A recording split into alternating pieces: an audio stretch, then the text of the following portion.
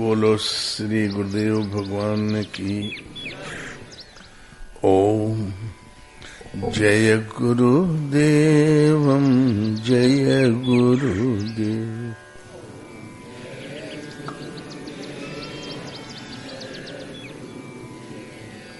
सोए पावन सोए सुभग शरीरा,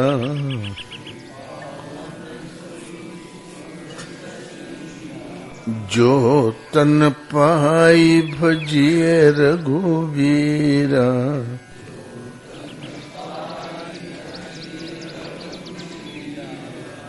बोलो श्री राम जय जय राम।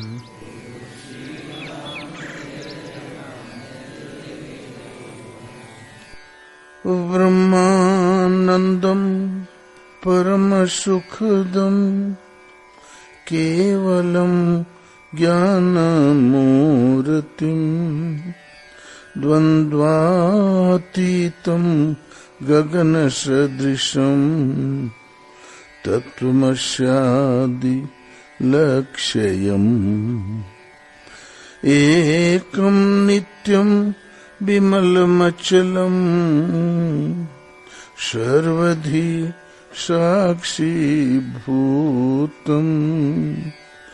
भावातीतं त्रिगुणरहितं सद्गुरुं त्वं नमामि, सद्गुरुं त्वं नमामि। बोलो श्री गुरुदेव भगवान की। तो श्रुति पुराण सदग्रंथ कहाहि, रघुपति भगति बिना सुख नाही। वेद पुराण सदग्रंथ कहते हैं राम एक परमात्मा की भक्ति के बिना सुख है ही नहीं कहीं। कमठ पीठ जामै बरुबारा, बंध्या सुत बरु का हुई मारा। फूले नभ बरु बहुविधि फूला, जीवन लह सुख हरि प्रतिकूला। कछुए की पीठ में बाल जम जाए, आकाश में फुलवाड़ी खिल जाए, हरि से प्रतिकूल है तो जीव कभी सुख नहीं पाता। अंधकार बरु रवि नशावे, राम विमुख न जीव सुख पावे।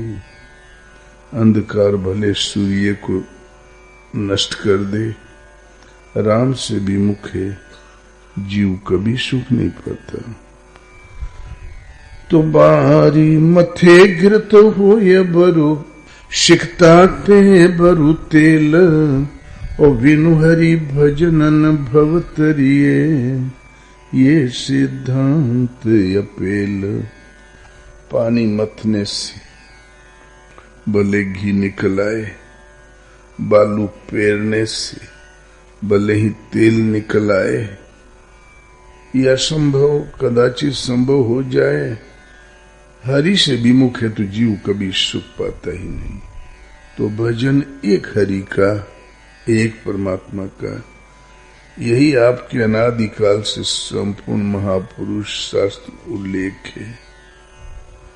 गीता कहती है कि मेरी शरण आओ, सर्वधर्मान परित्यज्य। सब धर्मों को दूर फेंक दे कहीं कूड़े में। मामेकम शरणम ब्रज, एकमात्र मेरी शरण आ जा। अहम त्वा सर्व पापेभ्यो मोक्षयिष्यामि मा शुचेः। मैं तुम्हें संपूर्ण पापों से मुक्त कर दूंगा, वो शोक मत कर। भजन एक परमात्मा का। गीता का ही अनुवाद है तुलसी कृत रामायण। भाषा चाहे जो हो, आशय एक ही है। सब गीता के अंतर्गत ही बोले हैं महापुरुष। गोरखनाथ, मच्छिंद्रनाथ, जलंधरनाथ, उन्हीं के शिष्य परंपरा में बड़े बड़े राजा लोग गए, भर्तृहरि, पूर्णमल, गोपीचंद। उस समय संप्रदाय का नाम भारत में नाथ था। ये शांकर भाष्य वगैरह प्रकाश में नहीं आए थे उस समय, ये नागा और ये अखाड़े द्वारे नहीं।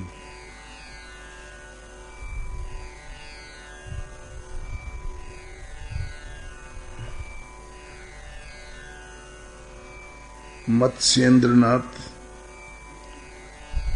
विष्णु भगवत स्वरूप में स्थित महापुरुष थे। बंगाल में एक त्रियाराज, वहां उस श्राप था उस नगरी को कि पुरुष नहीं जिएंगे, तो औरतों ही औरतों का राज। तो वहां की रानी ने बहुत तपस्या किया भगवान शिव से, हम लोगों का उद्धार कैसे होगा। तो आदेश मिला कि कोई भगवत स्वरूप महापुरुष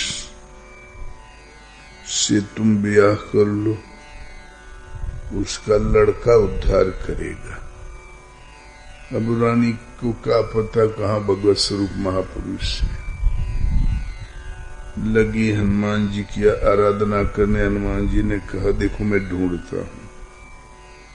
तो मत्स्येंद्रनाथ, हनुमान तो सिद्ध पुरुष थे, देखा कि ये हैं।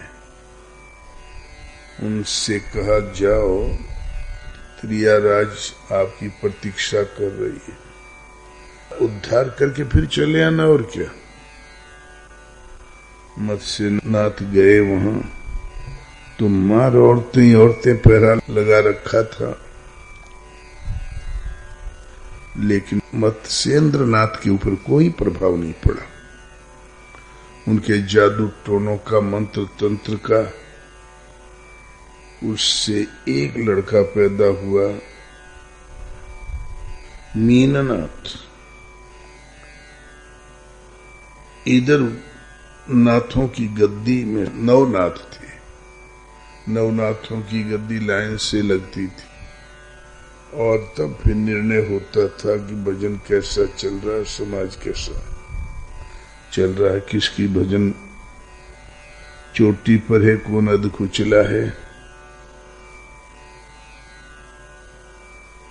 मत्स्येंद्रनाथ की गद्दी खाली पड़ी थी, तो बाकी नाथ लोग बोले वो तो भ्रष्ट हो गया,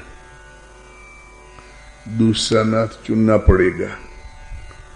गोरखनाथ बोले नहीं, हमारे गुरुदेव भ्रष्ट हो ही नहीं सकते, किसी के उद्धार के लिए भले गए हूं। गए वहां पर छुड़ाने गुरु महाराज को, तो त्रियाराज ने इतना पहरा लगा रखा था कि मत्स्येंद्रनाथ को छुड़ाने जरूर आएगा, वो खुरापाती है गोरख, उसको रास्ते में नष्ट कर दो।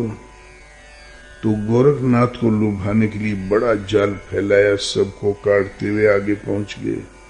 पुरुष का प्रवेश निषेध था, लेकिन राजा महाराजा के यहाँ वो गाने बजाने डांस मंडलियां आया जाया करती थी। गोरखनाथ ने तबला बजाने वाले का रूप धारण कर लिया, पहुंच गया।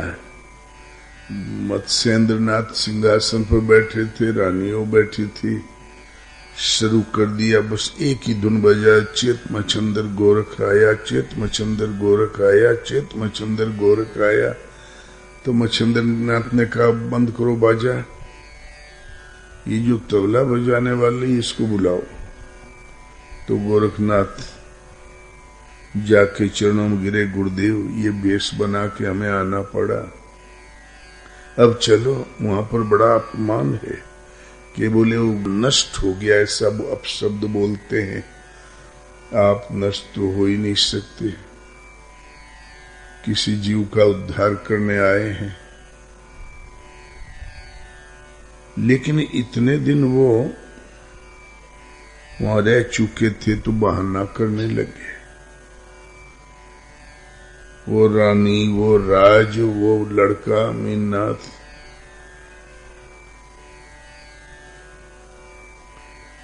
तब गोरखनाथ ने उपाय किया, मीननाथ को नहलाने ले गए, नदिया में डुबा दिया। बुखार छोड़ के रोवे, लाश ला के सेवकों ने रखी सामने। तो बोले, आप तो सिद्ध पुरुष हैं, जिला दें, रो क्यों रहे हैं? आप तो पूर्ण पुरुष है ना।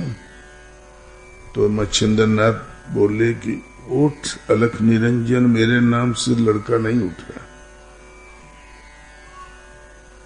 गोरखनाथ ने कहा, गुरुदेव भगवान के नाम से उठ, तो उठ के खड़ा हो गया।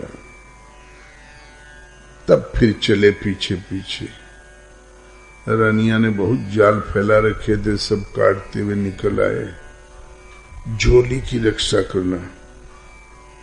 मैं जरा नित्य क्रियाओं से निवृत्त होने जाता हूं, तुम गोरख झोली का ध्यान रखना।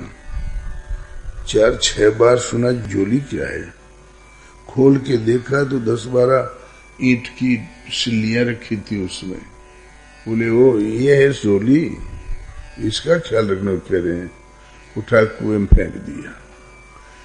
अब गोरख आए वापस तो बोले, अरे हमारी सिल्ली कहाँ गई सोने वाली? गोरख, तू नालायक है, तुमने हमारा सर्वनाश कर दिया, हमारी जीवन भर की कमाई चौपट कर दी। बोले, अरे आप सिद्ध पुरुष हैं, अपने स्वरूप को संभाले। बोला, हमारा सोना। खड़े होकर गोरखनाथ ने उस चट्टान पर पेशाब कर दिया, चट्टान ही सोने की हो गई। तब मच्छिंद्र नाथ बोले, ठीक, तुम जाओ, मैं आ रहा हूं। ये तुम्हारी परीक्षा थी। पहुंच गए। मच्छिंद्र अपनी गद्दी में बैठे, गोरख अपनी गद्दी में बैठे। शिष्य अच्छे होते हैं तो गुरु को भी बचा लेते हैं।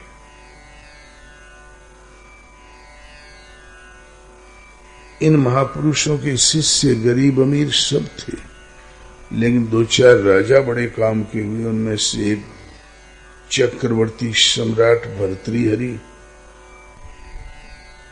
200 रानियां थी, और एक और पागे, एकदम वो बहुत साफ सुथरी थी। जब से वो रानी आई वो बाहर निकले ही नहीं महल से। तब उनके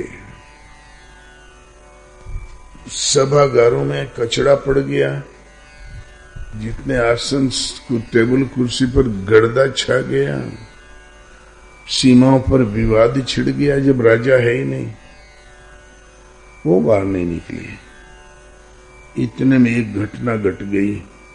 एक ब्राह्मण देवता ने कठोर तपस्या किया भोलेनाथ की। भोलेनाथ ने खुश होकर एक फल दे दिया, इस फल को खा लो पंडित, तुम अमर हो जाओगे। अब वो जय हो भोलेनाथ की दंडवत किया। भोलेनाथ तो हो गए अदृश्य। अब वो नहा धो के जब खाने बैठा तो विचार आया, मैं यदि अमर हो जाऊं तो क्या करूंगा? भीख ही तो मांगूंगा। ब्राह्मण के लिए यही तो भिक्षा वृत्ति, और तो कुछ है नहीं।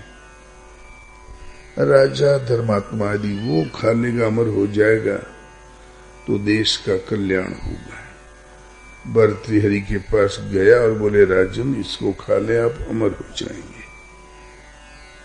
उसने हाथ में लेते ही वो 14 भाषाओं के विद्वान थे भर्तृहरि। खट खट खट 4 नाखून गड़ा दिए उस फल में। कोई वस्तु सामने आई तो अपना सिग्नेचर कर दिया करते थे। सोचा मैं अमर हो जाऊंगा और ये पिंगला जो जुलजुल बुढ़िया हो जाएगी, तो मैं कैसे जीऊंगा इसको देखे बिना। ले प्रिय, तुम खा लो, मैं खटिया में पड़े पड़े तुम्हें देखकर जी लूंगा। पिंगला ने उठा के घोड़ों के सरदार को दे दिया। सोचा हमारा तो सेवा ही कर रहा है सरदार, ये विरुद्ध हो जाएगा तो मेरा काम कैसे चलेगा। महारानियों का मुंह लगा, घोड़ों का सही, वो भी बड़ा शौकीन था। नगर की सबसे बढ़िया डांसर रही अप्सरा उसके यहाँ आया जाया करे। वो फल ले जाके उसको दे दिया, ले प्रिय तुम सदैव फुदकती रहो, तुम कभी बुढ़ी नहीं होगी। जो उपहार मैं देता हूं महाराजा भी नहीं दे सकते। और ठाठ से झूमता हुआ चला गया। पतुरिया ने सोचा वो बड़ी धर्मात्मा थी, दुर्लभ मानव तन मिला है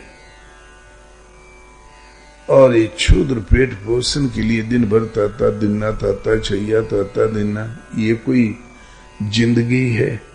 जितने संसार भर के सिर फिरे लोग हैं, पौवा बर्फी के आते भाई जी जरा ठुमका लगा के मुस्कुरा के सुनाइए भजन। राजा धर्मात्मा है, उसको दे दूं तो देश का कल्याण होगा, मैं अमर ही हो जाऊं तो क्या, कुचालियों का मन बहलाना यही तो करूंगी और क्या कर लूंगी। राजा को ले जाके भेंट किया। राजा चौंक गया, बोले पिंगले कोई तुम्हारी बहन है क्या? बोले नहीं राजन, मैं आपकी नगर बधू हूं, ये फल ले लें, आप अमर हो जाएंगे, खा लीजिए। बोले तुम कहां पाए? बोले हमारे पास अमीर उमरा राजा महाराजा सभी आते हैं, ये आपके घोड़ों के सही सरदार ने दिया, बुलाया उसको, तुम कहां पाया? सरदार ने सोचा झूठ बोलता हूं तब भी फांसी तो होना ही है, सच बोल के फांसी ले लूं तो वीरगति पा जाऊंगा। बोले महारानी साहब ने दिया है। और महारानी से पूछ चुका था भर्तृहरि, वो फल क्या हुआ? बोले खा लिया।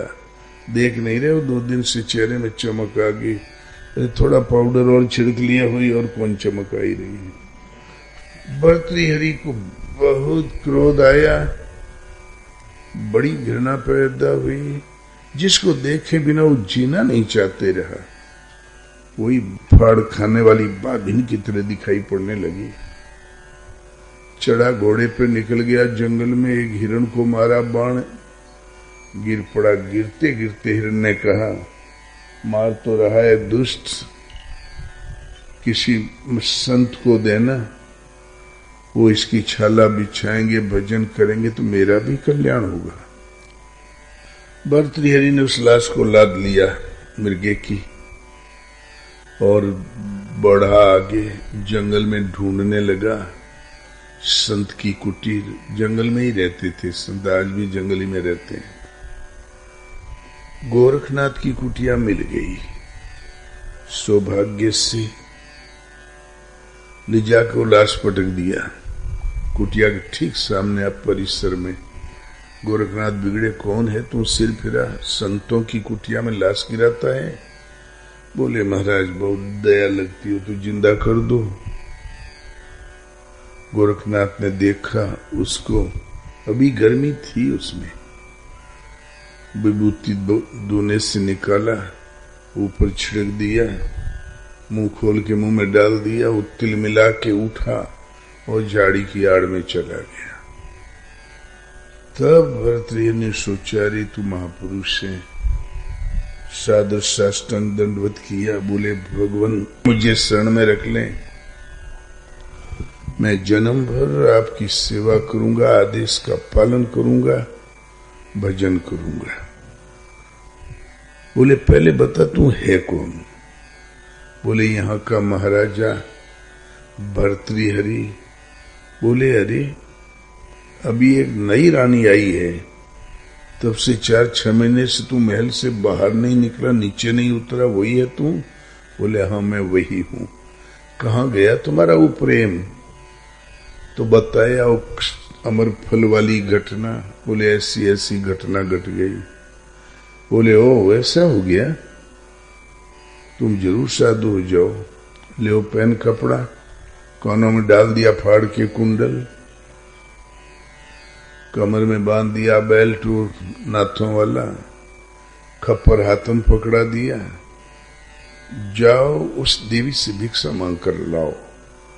जब वहां गया भिक्षा मांगने तो भिक्षा पिंगला खड़ी सूख गई। बोले अरे ये तो संत हो गए, पतियों गए, सुहाग भी गया, बेइज्जती का लांछन कलंक लेके मैं कैसे जीऊंगी।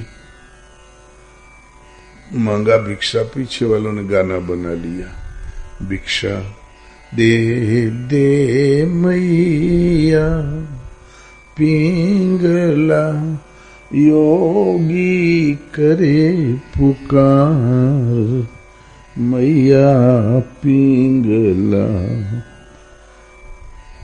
पिंगला मैया भिक्षा दे दे, योगी पुकार रहा है। पिंगला बोली जोग उतारो राजा भरथरी, रानी करे पुकार, राजा भरथरी। तो बोले, रानी ने आग्रह किया कि महलों में राजा योग रमाओ, जीऊंगी दिन चार, राजा भरत जी। राजा ने कहा जोगी है जंगल के बासी, क्या घर संसार से काम, मैया पिंगला। अंत में देखा ही नहीं रुकने वाले तो हीरा मोती ले आई। तो बोले नहीं, 2 मुट्ठी आटा। तब गई आटा लाई, भिक्षा दे भी दिया, और इमरजेंसी आग राजा को जला करती है, ऊपर से दूसरे खंड से कूद गई आग में। जहां आग में कूदी तो भर्तृहरि का पुराना मोह जग गया, खप्पर फेंक के दौड़ा, पिंगले पिंगले पिंगले उस सुर आग की लपट में सिमट गई। अरे रानियों में दमे कितना यार, कोनो किस रानी न होती, पटेल की औरत हो तो टिकट कुछ देर। अब सेठानियों में रानियों में दमे कितना। अब आंखों में आंसू भरे खाली खप्पर लिए पहुंचा गोरखनाथ के यहाँ, रोते रोते पिंगले पिंगले पिंगले। बोले अरे हमने तुमको अलख निरंजन मंत्र दिया था, पिंगले पिंगले नया मंत्र कहां सीख लिया। बोले अरे मर गई। तो बोले ओ ऐसा ऐसा घटना घट गई, ठीक, तुम जाओ जहां मर गई उसकी राख लेके आओ 1 खप्पर। अब भर्तृहरि सपाट गया दौड़ में और राख लेके सपाट पहुंचा वापस, इस लालच में कि एक मरा मिर्गाई जी आए दिया, शायद पिंगला जी आए दे, और भला खा करे दौड़। तू ला के रखा, डाल पानी इस खप्पर में, गोल बना, पूरे शरीर में लपेट ले, कोई जगह खाली न रहे। अब कर भजन, अब तुम्हारे भजन से पहले उस देवी का उद्धार होगा, फिर तुम्हारा। अब मोह की अंतिम सूत्र था वो भी टूट गया। फिर भर्तृहरि लग गए भजन में, मोह माया छूट रही नहीं गई। परम त्यागी हुए। वो महलों के रहने वाले क्षुद्र कुटिया उन्हें मोहित करती, जो उन कुटिया बनाने में समय नष्ट करें। और भर्तृहरि की गुफाएं पूरे भारत में पाई जाती है। उज्जैन के महाराजा थे, आज दिल्ली भारत की राजधानी उस समय उज्जैन थी, और ये चुनार में भी भर्तृहरि की गुफा, ये उन्हीं का किला था। तो अलख अलख परमात्मा का नाम हरि, ओम, ब्रह्म, शिव, ऐसे ही भगवान के सैकड़ों नामों में से एक नाम अलख। वो मन से परे, इंद्रियों से परे, बुद्धि से परे। आंखें देख नहीं सकती, बुद्धि निर्णय ले नहीं सकती, मन कल्पना कर नहीं सकता। मनुष्य के पास जो यंत्र है इनकी पकड़ से परे है। इसीलिए तो इंद्रियों का दमन, मन का शमन किया जाता है। वो अनुभव गम्य है। इतना चिंतन करो कि भगवान आप में आत्मा से अभिन्न होकर खड़े हो जाएं, मार्गदर्शन करने लगे, आप में दृष्टि बनकर खड़े हो जाएं, स्वयं तभी उस समझ में आता, नहीं तो नहीं। इसका नाम अनुभव है। बहुत से अतीत करने वाली विशेष जागृति जिसका नाम अनुभव है। भर्तृहरि की गुफाएं सर्वत्र, कहीं भी चतुर्मासा कर लेते। किसी कौम के यहाँ, एक बार कुम्हार के यहाँ किया, एक बार एक सड़क के किनारे बैठे थे, दिखाई पड़ा कि सड़क में एक हीरा पड़ा है। वो राजा महाराजा रह चुके, हीरे की तो पहचान थी ही। विचार किया किसी भले आदमी का गिर गया है। इतने में दो घुड़सवार, एक इधर से एक उधर से आए, दोनों घोड़े से कूदे और तलवार की नोक टिका दी हीरे के पास। माल मेरा, पहले मैंने देखा। दूसरे ने कहा नहीं नहीं, इसकी चमक हमने बहुत दूर से पहचान लिया था। पहले तक जग किया, फिर बोले वीर भोग्या वसुंधरा, रत्न और पृथ्वी वीरों के उपभोग की वस्तु, आओ लड़ लो, जो जीते ले ले। तलवारें घूम गई, आधा घंटा धुआंधार लड़े, दोनों मर गए। माल धरा का धरा रह गया, दावेदार चल बसे। भर्तृहरि को बड़ा संतोष हुआ, जो राज छूटा इतना ही तो था और क्या। आगे गए तो उन्हीं का सगा भांजा भाई ने, गोपी चंद, वो भी घर में एक घटना घट गई इसलिए साधु हो गया। वो बेटा गया, साथ चलने लगे। जंगल के किनारे एक फूस की कुटिया बन गई।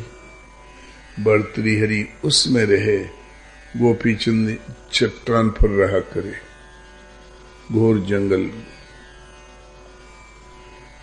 भिक्षा करने एक साथ जाया करे। जो भिक्षा मिले गोपीचंद तो सब खा के हाथ झाड़ ले। भर्तृहरि जो भिक्षा मिले उसमें से 2 रोटी बचा के रख दे। शाम भरे में कोई न कोई भूला भटका भूखा प्यासा आवे, उसको दे के पानी पिला दे। ये दोनों का नियम था। भिक्षा बराबर ही मिलती थी, कम ज्यादा नहीं। एक दिन एक ब्राह्मण 4 दिन का जंगल में भटका हुआ है। अब सोचा बैठ जाऊंगा तो मौत छोड़ के कुछ नहीं है, चलता रहूं, शायद कहीं पहुंच जाऊं। वो चलता ही रह गया।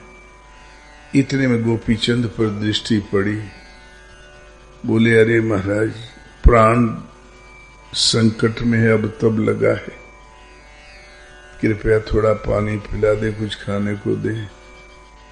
बोले मैं विरक्त हूं, आगे एक गृहस्थ रहता है, चले जाओ। बोले अरे 10 कदम भी चलने की हिम्मत नहीं रह गई है, तुम्हें ज्यादा चलना भी नहीं है, बस 25-30-50 कदम पर।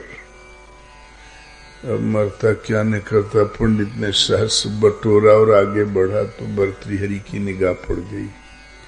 आगे बढ़ के उसको संभाला, पानी पिलाया, वही 2 टिक्कड़ दिए, खाया, फिर पानी पिया। चेत हुआ तो पंडित बोले भगवान, पीछे जो संत विराजमान है उन्होंने कहा आगे एक गृहस्थ रहता है, आप तो महापुरुष ही, गृहस्थ कहाँ रहता है? बोले भैया भिक्षा तो बराबर ही मिलती, मैं 2 रोटी बचा लेता हूँ, रख लेता हूँ झोंपड़ी में खोस के, कोई भूखा प्यासा आवे उसको दे देता हूँ, नहीं आया तो शाम को खा के पानी पी लेता हूँ। ये 2 रोटी रखता हूँ इसलिए मैं गृहस्थ हूँ, और नहीं रखता इसलिए वो भी रखते हैं, बस यही फर्क है। पंडित बोले महाराज आप धन्य है, यदि आज आपकी ये 2 रोटी न मिली होती तो हम तो साफ ही रहे। कुटीचक का फर्ज होता है, कुटी न बनावे तब तक कोई बात नहीं, वो विरक्त है, कोई जिम्मेवारी नहीं। जब कुटी बना ही लिया तो आगंतुक अभ्यागत भूखे प्यासे को 2 रोटी दे। साधु 4 प्रकार के होते हैं। पहला विरक्त निराधार विचरण करने वाले, फिर बाद में कुटीचक कुटिया बना के रहने वाले, हंस और परमहंस। हंस वे कहलाते हैं कि विधि प्रपंच गुण दोष में विश्व कीन करतार, संत हंस गुण गहे पे परिहरि बारी विकार। विधाता का प्रपंच गुण दोषों से भरा हुआ है। वे संत हंस होते हैं जो ईश्वरीय गुण रूपी दूध ग्रहण कर लेते हैं और प्रकृति का विकार रूपी बारी का परित्याग कर देते हैं। बारी माने पानी, उस जल को त्याग देते हैं, ईश्वरीय गुण रूपी दूध को ग्रहण कर लेते हैं। ये निरसिर विवेक की जब क्षमता आ जाती उसको हंस कहते हैं। काकभूषण आश्रम में हंस ही रहा करते थे। और परमहंस फिर इसी ईश्वरीय गुणों के सहारे माया वाला एक प्रपंच ग्रहण नहीं करता, जब करता तो ईश्वरीय गुण रूपी दूध ग्रहण करता है। क्रमशः चलते हुए चित्त के निरोध और विलय काल में उस परम तत्व परमात्मा से संयुक्त हो गया, वो परमहंस कहलाते हैं। परम से संयुक्त है, परम में स्थिति वाले परमहंस। हंस, परमहंस, विरक्त और कुटीचक, ये 4 प्रकार से संत लोग विचरण करते हैं दुनिया में। तो भर्तृहरि गृहस्थ और गोपीचंद विरक्त। वो लड़का था ना, मामा का मुंह लगा लड़का रहा, अच्छी ट्रेनिंग मिली, वो भी बहुत बड़े संत हुए, गोपीचंद भी। फिकर सबको खा गई, फिकर सबको पी गई, फिकर फाड़ फाकी करे, ताका नाम फकीर। फिकर चिंता सबको खा गई, चिंता सांपिन काहे न खावा, काहे न शोक समीर डुलावा। फिकर सबको पी गई घोल घाल के। फिकर को जो फांकी करे वाका नाम फकीर, उसको फांकी कर जाए, हजम कर जाए, उसका नाम फकीर। तो अलख के अमल पर चढ़े योगियों को, जनाए तरण सम जगत बादशाही। अलख के अमल पर चढ़े योगियों को, जनाए तरण सम जगत बादशाही। अमल की वो यारों खुमारी न उतरे, अदल सहंसाही को परवान काई। अलख है, अचिंत्य है, अगोचर है। भगवान कृष्ण कहते हैं अर्जुन, अवध्योयम अदाह्योयम अक्लेद्यो अशोष्येवचे, नित्य है सर्वगत है स्थानुर अचलोयम सनातन है। आत्मा अवध्य है, अशोक्य है, अग्नि नहीं, वायु नहीं सुखा सकता, अग्नि नहीं जला सकती, आकाश विलय नहीं कर सकता, अव्यक्त, व्यक्त माने दिखाई पड़े, अव्यक्त है शाश्वत और सनातन पुरुष है। वो मन और इंद्रियों की तरंगों से अतीत है, अचिंत्य है, अगोचर है, मृत्यु से परे वो अमृत तत्व है। तो जो मन और इंद्रियों से परे हम देखेंगे कैसे? इसलिए एक नाम अलग, भगवान का एक नाम अलग।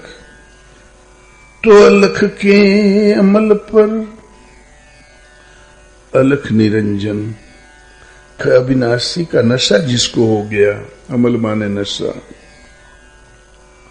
चढ़े योगियों को उस नशे की खुमारी पर जो योगी चढ़ गया, जिन्हें भजन का नशा हो गया,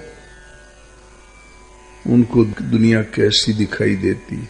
जनाए तरण सम जगत बादशाही, उसको पूरी दुनिया जनाए तरण सम, सब तरने लायक है, कोई अभागा नहीं है इसमें। जगत भगवान का बादशाही है, सबके हृदय में भगवान का वास है। तो जनाए तरण सम, सब तरने लायक है, केवल विधि नहीं मालूम है। जगत उस प्रभु की बादशाहत है। उस नशा जिसके हो जाता है तो स्वर्ग नरक अपवर्ग समाना, जहां ता देख धरे धनुबाना। न स्वर्ग स्वर्ग के रूप में रह गया जिसकी हम कामना करें, न नरक नरक के रूप में रह गया जिससे हम भयभीत हों। जहां भी दृष्टि पड़ी आराध्य देव के स्वरूप को खड़ा पाया। तो जनाए तरण सम, सब पार होने लायक हैं। ये जगत भगवान की बादशाहत है। भगवान कृष्ण कहते हैं, अर्जुन सृष्टि के सारे पापियों से तू अधिक पाप करने वाला है, तब भी गीतोक्त ज्ञान रूपी नौका द्वारा निस्संदेह पार हो जाएगा। भूल जाओगे कि हम पापी हैं। जिस पल गीतोक्त राह पर कदम रखा, बीजारोपण हो गया। श्वास के रहते रहते श्रद्धा स्थिर हो गई, ओम जपते बन गया, बीजारोपण तो हो गया। अब माया में कोई वज्रापात नहीं कि उसको नष्ट कर दे। अर्जुन अगले जन्म में जहां साधना छूटी थी, उसके बुद्धि संयोग को प्राप्त कर लेता है और कुछ एक जन्म के अंतराल से वहां पहुंच जाता है जिसका नाम परम गति है, परम धाम है, मेरा निस्वरूप है, सदा रहने वाली शांति है, सदा रहने वाला जीवन है। तो इसलिए कोई पापी नहीं। जनाए तरण सम, सब तरने लायक है, तरे हुए जैसे। जगत बादशाही, जगत भगवान का एक दरबार जैसा है। अमल की वो यारों खुमारी न उतरे, अदल सहनशाही को परवान काई। अमल माने नशा। अमल की वो यारों खुमारी न उतरे, उसकी खुमारी नशे की गरुता न उतरे। उत्तरोत्तर बढ़ता ही जाता है प्राप्ति पर्यंत। अदल सहनशाही को परवान काही, अखंड सहनशाही है, उसको किसी चीज की परवाह नहीं, क्योंकि उसकी सुरक्षा भार उन प्रभु के हाथ में होती है। हमारे भगवान के बीच में रुकावट क्या है? तृष्णा है। तृष्णा भिखारी, जहां मिले सहनशाही, न टूटे वहां तक तहां बादशाही। है शाहों की शाही, अदल फकीराई। सर्व त्याग से जिसने तृष्णा मिटाई। तृष्णा ने हमको भिखारी बना रखा है। हम भिखारी नहीं, तृष्णा, ये चाहिए वो चाहिए वो चाहिए, आगे तृष्णा कभी पूरी किसी की नहीं हुई। डिमांड रावण ने त्रिलोक वश में कर लिया, लेकिन कल राम का वध करूंगा, परसों सीता से ब्याह करूंगा, एक इच्छा लेके पट्टा मर गया। हिमालय जैसे 1000 पिंड दे दो सोने के, तब वो आदमी भूखा का भूखा। तृष्णा तो एक मन की तरंग, जो उपलब्धि हो तो हमारा स्तर हो गया, फिर तृष्णा आगे सोचती है। हमारे भिखारी होने का, कभी इच्छा पूरी न होने का कारण केवल तृष्णा है तृष्णा भिखारी। जहां मिले सहसाई, जहां भगवान का दरबार मिलता वहां तक है ये तृष्णा। न टूटे वहां तक तहां बादशाही, वहां तक ये तृष्णा का क्रम नहीं टूटता, जहां भगवान का दर्शन स्पर्श और स्थिति न मिल जाए, तब तक पीछा करती है ये किसी न किसी रूप में। साधक लापरवाह हो गया तो और कामयाब हो जाएगी। है शाहों की शाही अदल फकीराई। शाहों के शाह, मालिकों के मालिक, अखंड है फकीराई। सर्व त्याग से जिसने तृष्णा मिटाई। सर्वस्व के त्याग से जिसने तृष्णा को जीत लिया, वो शाहों का शाह है, उसकी फकीराई अखंड है। सर्वस्व त्याग से जिसने तृष्णा को मिटा दिया। अलख के अमल पर चढ़े योगियों को, जनाए तरण सम जगत बादशाही। अलख निरंजन अखंड है, असीम है, इंद्रियों से परे, बुद्धि से परे। उन परम प्रभु का अमल जिसे नशा सवार हो गया, उस नशे खुमारी पर चढ़े योगियों को जनाए तरण सम जगत बादशाही।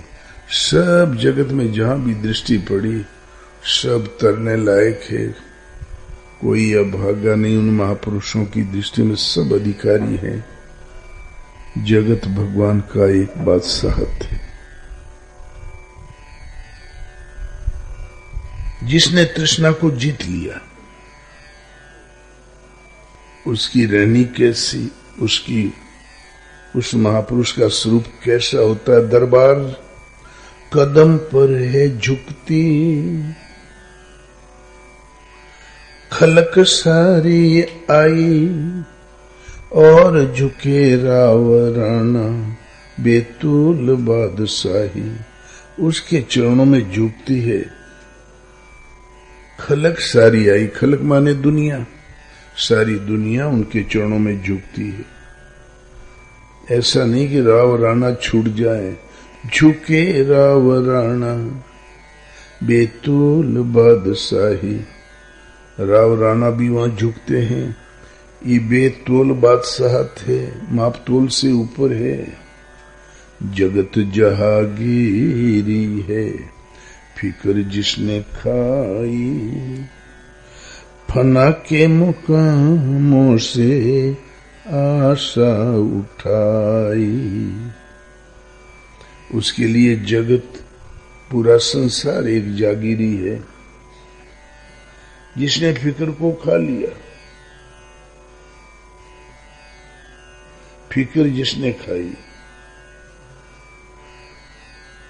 कबीर कहते हैं, भली बिचारी मधुकरी, नाना विधि को अनाज।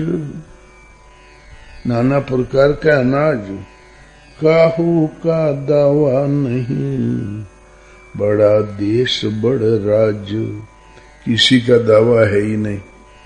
अरे एक टुकड़ा दे दिया, कौन दावा? बड़ा देश बड़ा राज, जहां तक चले जाओ सब जगह फ्री। तो जगत जहागीरी है, जगत ही जागीरदारी है। जिसने फिक्र को खा लिया, चिंता को खा लिया, फिक्र माने चिंता होती है। चिंता सांपिन काहे न खावा, काहे न शोक समीर डुलावा। जिसने इस चिंता को खा लिया, फिक्र को खा लिया, ये फिक्र मिटेगी कब? फना के मुकामों से आशा उड़ाई। फना माने विलय होना। देखते देखते क्या से क्या हो गया। अगर कतरा दरिया में गिरा तो फना हो गया। आकाश से एक बूंद गिरी दरिया में तो फिर वो खोजने से मिलेगी? वो तो दरिया में दरिया हो गई, मिट गई।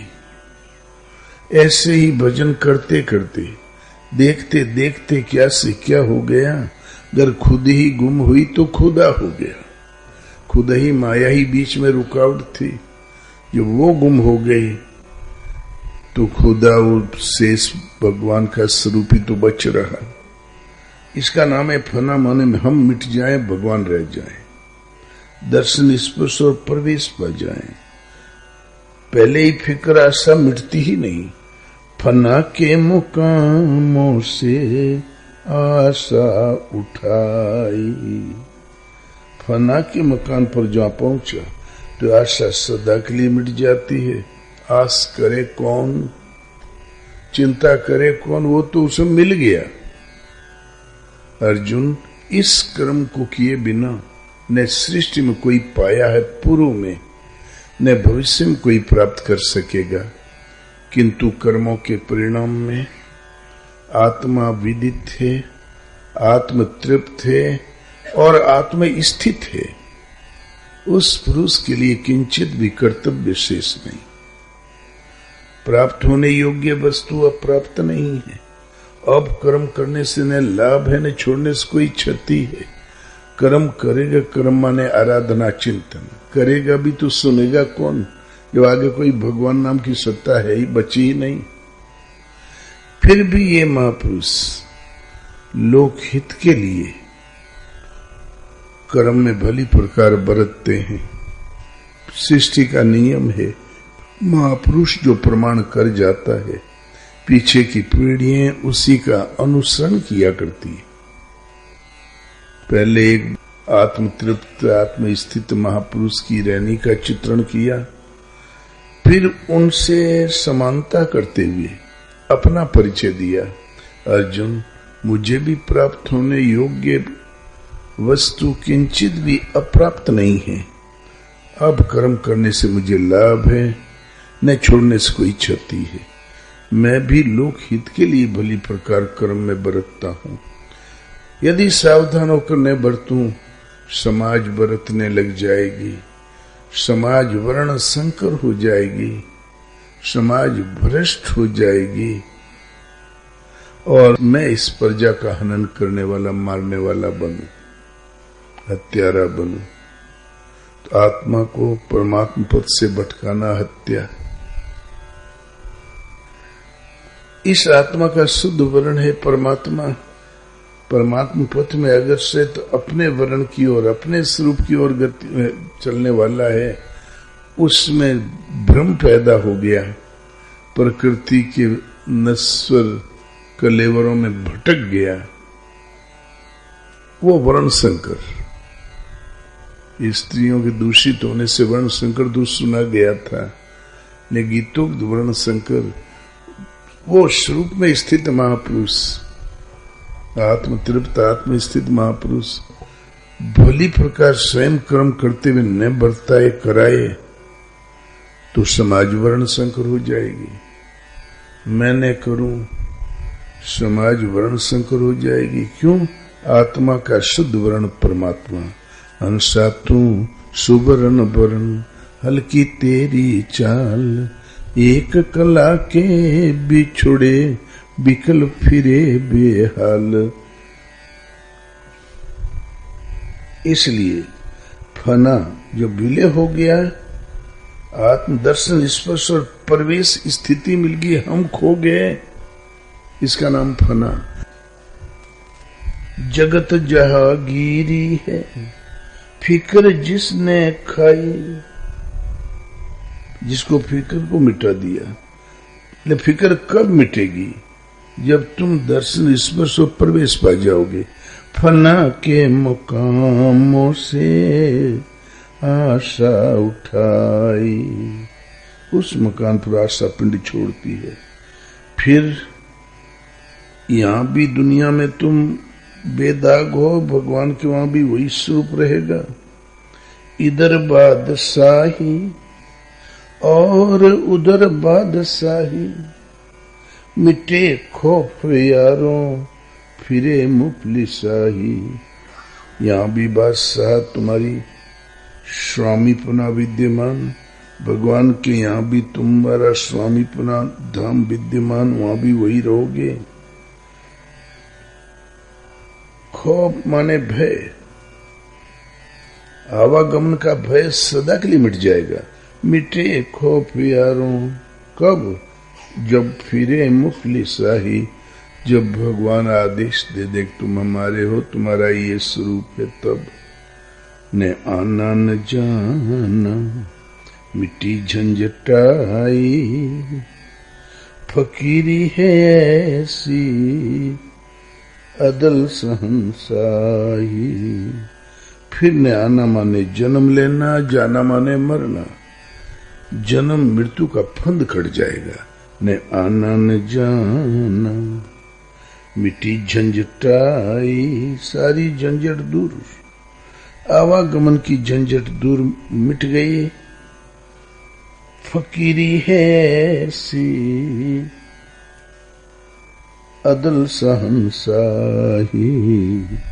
फकीरी एक ऐसी चीज है, सदा रहने वाली बादशाहत है। सब है उसी में, जिस स्वरूप में उपन्ना हुआ विलय हुआ है, पूरा यावन मात्र जगत उसी में है। अर्जुन, मेरे तेज के अंश मात्र से सृष्टि का सृजन, पालन और परिवर्तन होता ही रहता है।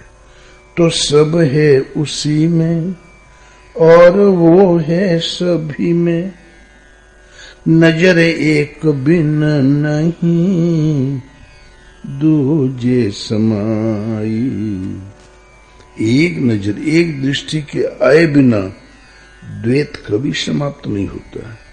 दूजा माने और भी कोई है, ये दूजा द्वैत समाहित नहीं होता, समाप्त नहीं होता। नजर एक बिनु नहीं द्वैत मिटाई, दूजे समाई। ये द्वैतपना कभी विलय नहीं होगा। दूजा माने द्वैत होता है, एक नजर आए बिना ये दूजा भी कोई है, अलग है भगवान, हम अलग हैं। ये रोग समाप्त नहीं होगा, ये रोग समाहित नहीं होगा। कहे लाल जिसने है मस्ती को पाई, जिसने इस मस्ती को पा लिया, एक नजर आ गई, एक स्थिति आ गई। कहे लाल जिसने है मस्ती को पाई, जिसने इस मस्ती को पा लिया, अमर तख्त पर गादी अपनी बिछाई।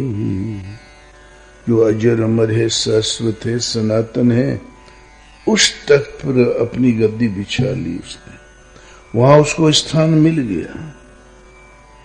कहत कबीर सुनो भाई साधो, अमर होए कबहू न मरे, रस गगन गुफा में अजर जरे। एक ज्योतिषाचार्य पंडित, अच्छी चटकी हुई ज्योतिष थी, घर बना लिया 3 मंजिला। लड़का एक ही था और पापा की कमाई छान घोट के मस्त। वो महीने में 10-20 हजार रुपया कर्जा कर ले, पिताजी भरा करे। पंडित जी का शरीर छूट गया, अब उसको उधार कोई नहीं दे। 5 रुपए कीमत की थरिया तक बिक गई, बस टनाटन मकान भर रहा खंडहर, लिपाई पोताई चूना कुछ नहीं। एक संत आए, विरक्त सन्यासी महापुरुष आए, खुला एकांत देखा, बैठ गए तख्त पर। बटक बुटुक के शाम को पहुंचा 7 बजे। बोले अरे महाराज चलिए हम मुखिया जी के दरवाजे ले चलते हैं, आपको विधिवत भोजन मिलेगा, मैं आपको 2 रोटी नहीं खिला पाऊंगा। बोले भाई हमको रोटी नहीं खाना है, हम खाए पिए ठीक है। बोले महाराज एक तो हमारे पास कुछ नहीं बचा, एक महात्मा दरवाजे रात भर भूखे पड़े रहे, क्यों पाप में डुबाते हैं, आप जाओ। ये महात्मा डटे रहे। बोले तू चिंता ही मत कर, तुम्हें कोई पाप नहीं लगेगा। बड़े सवेरे महाराज घूमने लगे, उसके घर में तो टनाटन सब कोठड़ियां खाली। पूछा क्यों रे, तुम्हारे पिताजी बहुत बड़े ज्योतिषाचार्य थे। बोले हाँ महाराज। तुम्हारी कुंडली तो बनाए होंगे। बोले हाँ कुंडली बनी है, ला जरा। देखा कुंडली, वो महापुरुष भी घर छोड़ने से पहले ज्योतिष से पढ़त रहे हैं। देखा, बोले क्यों रे, तुम्हारे पास कोई घोड़ा है क्या? बोले महाराज वो बबूर में बंधा हुआ है, एक मरियल घोड़ा, इसी में चढ़ के तेरे बेरे ही खाए जाया करता हूं। बोले बेच दे। बोले अरे महाराज ने फांसी दो, इतना ही तो धन है हमारे पास, फिर रह क्या जाए। बोले बेच जल्दी, चाहे 10 रुपए में बिके। बिचवाई दिया। ला आटा भाटा लिट्टी लगा, चोखा लगा, ढेर पैसा मिला तो खीर बना ले, और क्या करेगा। बना बुनू के खा लिए। दूसरे दिन बोले महाराज अच्छा आप आए हो, जो कुछ बचा पहले हम बाप के नालायक लड़के रहे, थोड़ा बहुत बचा रहा आप लीप दियो।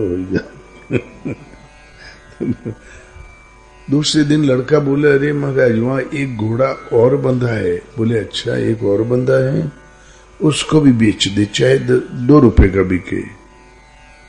तुरंत बेच दिया। जो कुछ पैसा मिला उससे फिर आटा बाटा आया, ताव से भोजन बना। तीसरे दिन भी एक घोड़ा और, 50 घोड़े बदल गए। वो लड़का बोले महाराज जन्म भर यहीं रहो आप। बोले नहीं तो महाराज बड़े काम के हैं। उधर विधाता ने अनुभव में बताया उन गुरु महाराज से, क्यों हमारे पीछे पड़े हो। बोले भगवान सेवक से क्या भूल हो गई। बोले पंडितवा का घोड़ा क्यों बिचवा देते हो। बोले उससे आपका क्या नुकसान है प्रभु।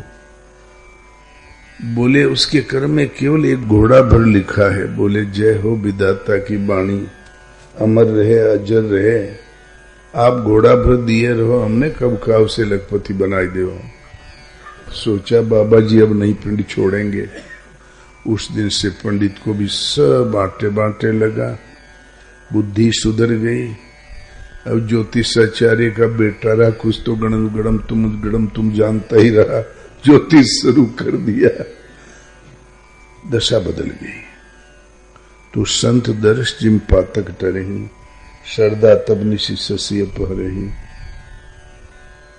एक राजा साहब को नींद नहीं आ रही थी। रात को 12 बज गया तो अपने 3-4 मंजिल से देखा करे नीचे, तो रोड के किनारे और राजा के ही चबूतरे के ऊपर एक महात्मा बैठे दिखाई पड़े। शाम को आए, बैठ गए।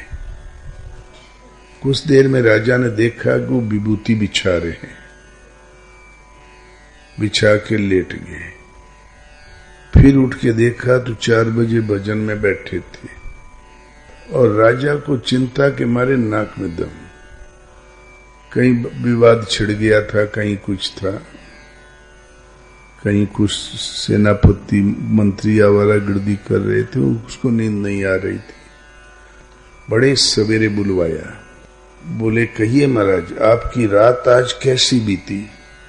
बोले राजन कुछ रात्रि तो हमारी और आपकी एक ही जैसी बीती, और कुछ रात्रि हमारी आपसे अच्छी बीती। राजा को बड़ा क्रोध है, सोता है रखौड़ा बिछाए के चट्टान पर। हमारे वो मखमल के गद्दे, अत्तर तेल छिड़का हुआ, फुलेल वगैरह चारों तरफ, मधुर मधुर वाद्य लगे हुए चारों कोनों पर, मच्छरदानी के खूंटियों पर। कहता आपसे अच्छी बीती। लेकिन गुस्सा रोक के बोले वो कैसे। बोले राजन जब आप सोगे हम सोगे, गाढ़ निद्रा में थे। गाढ़ निद्रा में ये भान नहीं रहता कि हम घर में, अपने घर में हैं या जंगल में हैं कि बारात में हैं, कहाँ हैं। तो गाढ़ निद्रा वाली जो रात्रि, उसमें महल का भी भान नहीं रहता, पलंग का भी भान नहीं रहता। जंगल में है, घर के सेना कक्ष में है, ये भी भान नहीं रहता। तो गाढ़ निद्रा वाली रात्रि तो आपकी और हमारी बराबर बीती, और जो आंख खुल गई तो हम तुरंत भजन में लग गए। आपने भी कुछ जरूर किया होगा आंख खुलने के बाद। तो आंख खुलने के बाद जो भजन में लग गए थे, वो भजन वाला समय, वो रात्रि का दोपहर हमारे आपसे अच्छे बीते। तब राजा बोले यार ठीक ही तो कहते हैं, हम खाली मखमले भर बिछाए हैं, नींद तो कायदे से आई ही नहीं। तो हम सुख का सामग्री खरीद सकते हैं, सुख नहीं खरीद सकते। बढ़िया सैया खरीद सकते हैं, निद्रा नहीं खरीद सकते। वो उसे मिलती है फना के मकामों से तृष्णा मिटाई। अपने आप को सौंप दो भगवान को, उनके हाथ का यंत्र बन जाओ और फिर चिंतन में डूब जाओ। तुम्हारे योग स्वयं का भार भगवान अपने हाथ में ले लेते हैं। हमें कौन चिंता। छोटा बच्चा कहता मैं चड्डी बनवा लूं, जबरदस्ती घुसाड़े पड़े हैं लोग, कहीं भी टट्टी फिर देता, कहीं चला जाता, पीछे गार्जियन लगे रहते हैं।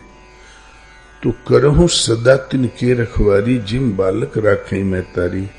मैं वैसे ही रखवाली करता हूं अपने भक्त की, जैसे शिशु की रक्षा माताएं किया करती है। अनन्यास चिंतयन्तो माम ये जना पर्युपास्ते, तेषाम नित्याभियुक्ता नाम योगक्षेमम बहम्यहम्। अनन्य माने अन्य न, मुझे छोड़कर अन्य किसी देवी देवता को न भजते हुए केवल मुझे भजता है, श्रद्धा और समर्पण के साथ भजता है। ऐसे समर्पित भक्त के योग स्वयं का भार मैं स्वयं वहन करता हूँ। योग सिखाना, प्रकृति के अनंत खोखंड से निर्विघ्न आगे ले चलना, दर्शन स्पर्श और स्थिति दिलाना, ये भार मैं स्वयं वहन करता हूँ। इसलिए समर्पण वाले साधु के लिए अमर तख्त पर गादी अपनी बिछाई। आत्मा ही अजर अमर है, विदाता और सृष्टि मरण धर्मा है। बोलो श्री गुरुदेव भगवान की जय।